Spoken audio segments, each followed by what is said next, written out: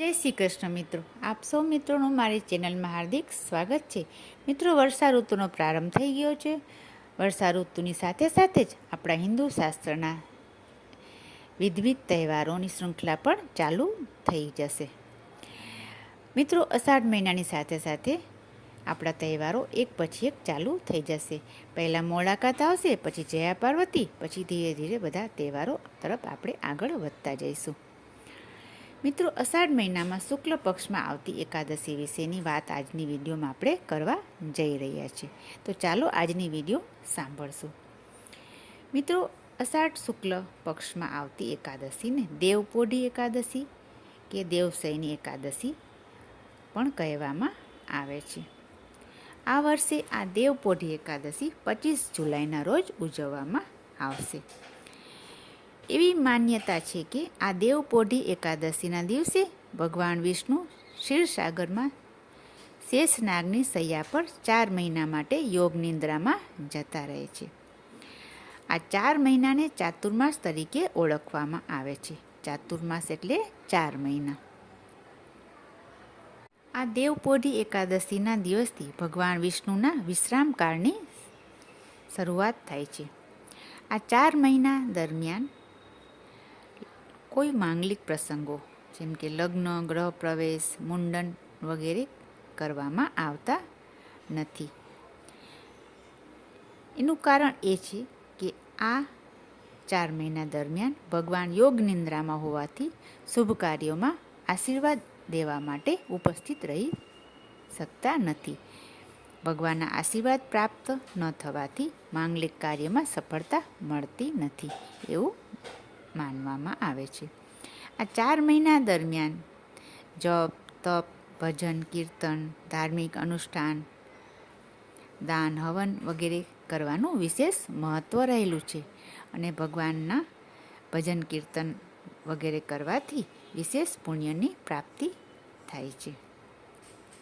મિત્રો, આ દેવપોઢી એકાદશીના દિવસે ભગવાન વિષ્ણુ શયનમાં જતા રહે છે. તેની સાથે એક કથા જોડાયેલી છે.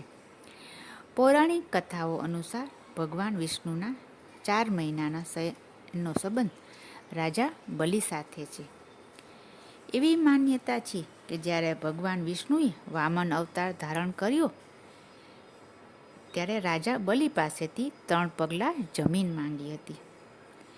જ્યારે વામન ભગવાને 3 પગલાં જમીન માંગી ત્યારે બલિએ પોતાનું સર્વસ્વ દાન કરી દીધું હતું. ભગવાન વામને પોતાનું વિરાટ સ્વરૂપ ધારણ કરીને પહેલા પગમાં આખી પૃથ્વી, આકાશ અને બધી દિશાઓને માપી લીધી. બીજા પગલામાં તેમણે સ્વર્ગલોકને પોતાના હસ્તક કરી લીધું. જ્યારે ત્રીજું પગલું મૂકવા માટે જગ્યા ન બચી ત્યારે રાજા બલિએ પોતાનું માથું ભગવાનના ચરણોમાં અર્પણ કરી દીધું. બલિ રાજાની આ આત્મસમર્પણ અને ભક્તિથી પ્રસન્ન થઈને ભગવાન વિષ્ણુએ તેમને પાતાળ લોકના અધિપતિ બનાવ્યા. રાજા બલિએ ભગવાન પાસેથી પોતાની સાથે રહેવાનું વરદાન માંગ્યું. ભગવાને ભક્તની ઈચ્છા પૂરી કરવા માટે વિષ્ણુ ભગવાન 4 મહિના સુધી પાતાળ લોકમાં નિવાસ કરે છે. આ જ કારણથી આ અવધિને ભગવાનના યોગ નિંદ્રા કાળ સાથે જોડવામાં આવે છે.